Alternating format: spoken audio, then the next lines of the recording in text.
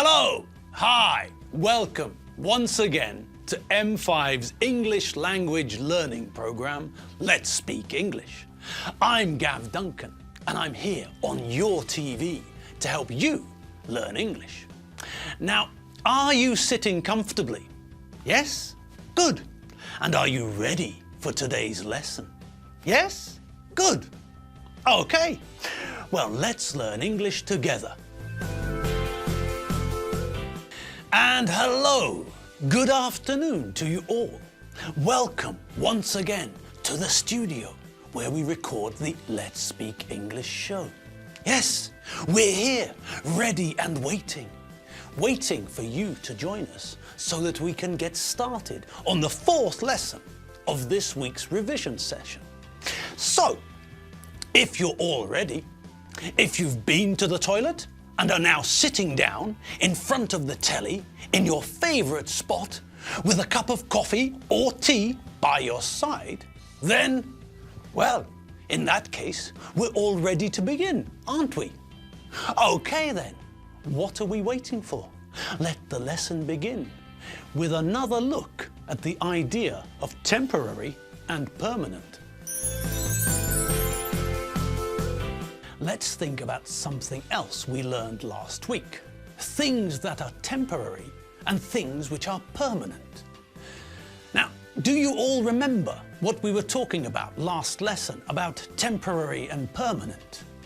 Well, let's think about those two words for a moment. I'd like you to think about tattoos for a minute.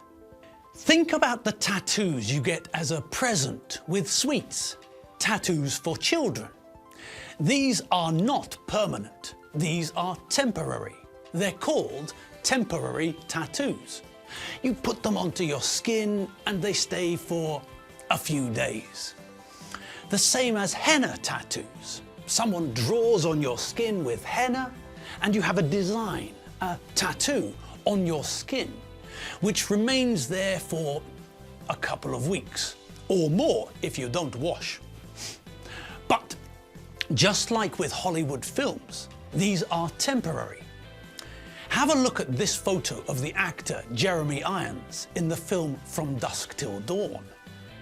And here's another photo of Mr. Irons in the TV series Kojak. Now, what difference can you see between the two photos? That's right. In the second picture, Mr. Irons hasn't got any tattoos. This means that the tattoos weren't permanent. They were temporary. They didn't stay forever. It was like the children's tattoos we get. It was like the henna tattoos you can get on holiday. It lasted for a couple of weeks and then Mr. Irons washed it off or it faded. So the people at Hollywood wanted Mr. Irons to have a tattoo. His character in From Dusk Till Dawn had tattoos. But Mr. Irons didn't want to have his body covered in tattoos. So the people in Hollywood bought some temporary tattoos and stuck them onto his body. Now, because the tattoos were temporary, they faded after a few days or a few weeks. If something fades, it grows faint and disappears. When the night falls, the light fades. The light slowly disappears. When you come back from a holiday in the sun, your skin is nice and brown, you're tanned, you've got a suntan. But when you come back home, your tan starts to fade. Every day your skin gets closer to the colour you were before you went on holiday. Your tan fades. If you have a red t-shirt and you put it into the sun, after a while the t-shirt will fade. It'll still be red, but the red colour isn't as strong. The colour has faded. We can also use the verb to fade with other things, not only colours. If you have a pair of Bluetooth headphones, you can listen to your stereo without a wire connecting you to the stereo. You can walk about the flat and not trip over the wire connecting your headphones to the stereo. But Bluetooth headphones can receive a signal up to about 10 meters from the source. And if you move further away, the signal will fade and you won't be able to hear your music clearly or at all. The signal fades if you move too far from the source. Okay, so it's time now to practice what we learned about the tenses we know. To have a look at when we use the present continuous and when we use the present simple. First, let's have a look at a couple of timelines about the two tenses so that we can see the difference in a visual manner. Okay, so in the first timeline, we can see the present continuous. We use the present continuous for things happening at the time of speaking or around the time of speaking. In the second timeline, we can see the present simple. We use the present simple for things that are true in general or things that happen repeatedly. Let's look at the difference in a table. Mabel, Mabel, please help if you're able. We don't need a modem or an Ethernet cable, but where you could help with your amphibian art is to show us examples of tenses in a chart.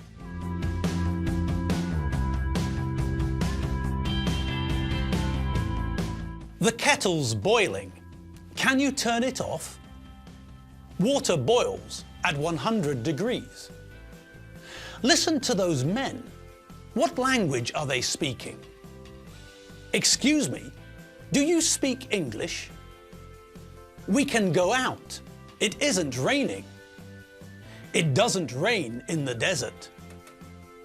What are you doing? What do you normally do at the weekend?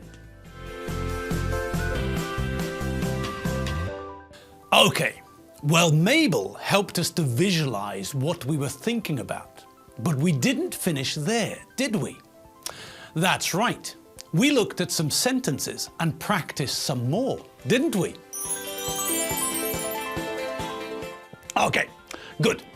Now, let's have a look at some sentences.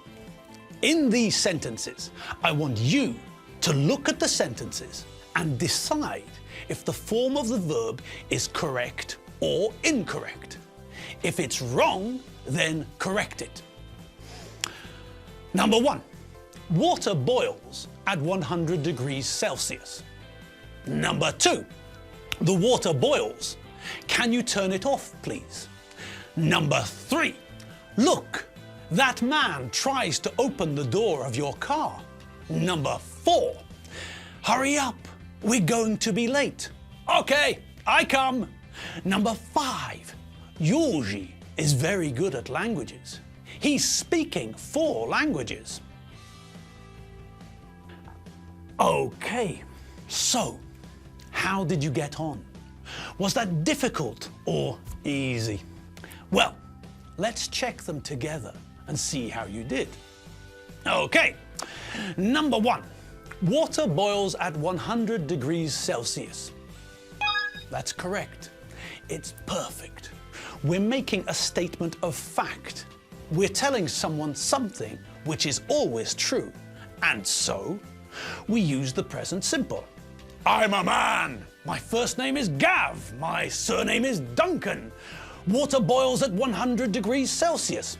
Facts. Things in general or things that happen repeatedly.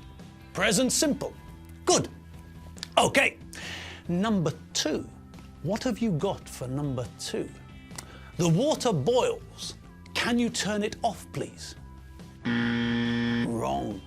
Here we need the present continuous. We're in the kitchen, cooking, and I'm busy. I can see that the water is boiling. It's happening now when I'm speaking, and I'm asking you to turn the heat off to stop it boiling. Present continuous for actions happening at or around the time of speaking. It's happening now when I'm talking. It's the present continuous. Next, number 3. What do you think? Look, that man tries to open the door of your car. Wrong. We're in your flat looking out of your window, and I can see something happening now when I'm speaking. Present continuous for things happening at or around the time of speaking. That man is trying to open your car door now. When I'm talking, it's the present continuous. Next, hurry up, we're going to be late. Okay, I come. Wrong. The first part of the sentence is correct. I'm using going to because I can see that something is sure to happen. I'm sure of it, so I use going to. But the reply is in the wrong tense. You're telling me that you're coming now, when we're talking, action at or around the time of speaking. It's present continuous. We're not talking about something that happens in general, like, I come to work at 8:30 every weekday. No. Here, we're talking about something happening now, at the time of speaking. It's present continuous. And the last one, number 5. Yoji is very good at languages. He's speaking 4 languages. Wrong. Yoji may be very good at languages, but this is a general idea, not something which is happening now, at the time of speaking. Nobody is speaking 4 languages. We can only speak 1 language at a time. We can say that someone speaks 1 or 2 or 3 or 15 languages, but we can't say someone is speaking more than 1 language. It's impossible. We all have 1 mouth and 1 tongue. We can only speak 1 language at a time. So Yoji is very good at languages. He speaks 4 languages. Okay, so let's recap. We use the present simple to talk about things in general, about things which are always true, about things which don't change, permanent situations, and about things which happen repeatedly. Water boils at 100 degrees Celsius. I'm a man. I live in Budapest. It doesn't rain in the desert. We use the present continuous tense to talk about things which are happening at the time of speaking, things which are happening now as I'm talking to you. We also use the present continuous to talk about future plans and arrangements, as we learned last week. And we use the present continuous to talk about situations which are temporary, not permanent. I'm talking to you now. Modi is monitoring the video feed from the camera. I'm having lunch with Chief Mangosuthu Buthelezi next Monday at noon. I'm working in a factory for the summer holidays, then I go back to university. And we're finished.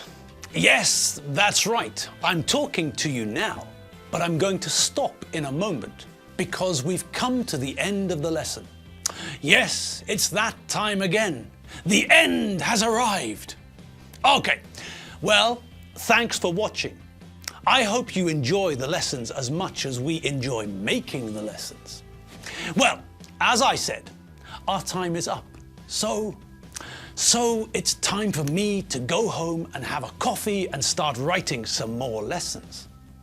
Okay then, have fun for the rest of the day, relax and enjoy yourselves.